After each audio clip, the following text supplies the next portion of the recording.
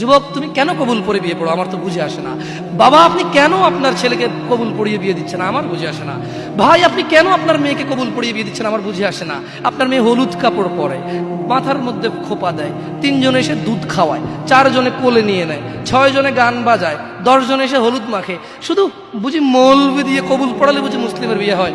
শুনুন, আপনার নবী মুহাম্মদুর রাসূলুল্লাহ সাল্লাল্লাহু আলাইহি ওয়াসাল্লাম কবুলের পদ্ধতি দিয়ে গেছেন, তাই কবুল পড়ায় মুসলমানের বিয়ে মনে করেন না। কিন্তু বাকি যেগুলো করেন এগুলো কার পদ্ধতি? কার?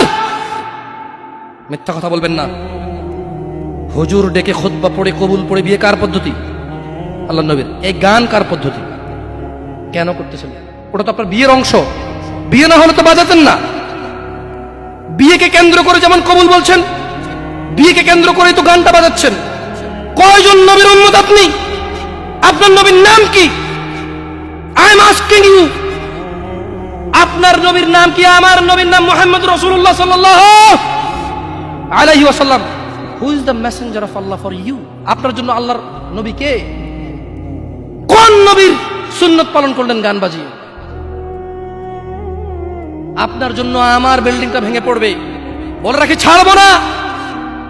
আল্লাহ, তুমি আমার ভাইদেরকে হিদায়াত দাও ইয়া আল্লাহ, ছাড়বো না। এই যে ভূমিকম্প হলো আপনার গান বাজনা বাজানোর কারণে। মুহাম্মদ সাল্লাল্লাহু আলাইহি ওয়াসাল্লাম কি মিথ্যা কথা বলে? কারা কারা হাত তোলেন তো যে মুহাম্মদ সাল্লাল্লাহু আলাইহি ওয়াসাল্লাম জানে না, মুহাম্মদ সাল্লাল্লাহু আলাইহি ওয়াসাল্লাম জানে না, এরকম কারা কারা স্বীকার করে? আল্লাহ নবী বলেছে, যখন বাদ্যযন্ত্র বেড়ে যাবে, গায়িকারা সম্মুখে এসে নাচবে, তুমি অপেক্ষা করো, পাহাড়গুলো কেঁপে উঠবে, পৃথিবীটা নড়ে উঠবে।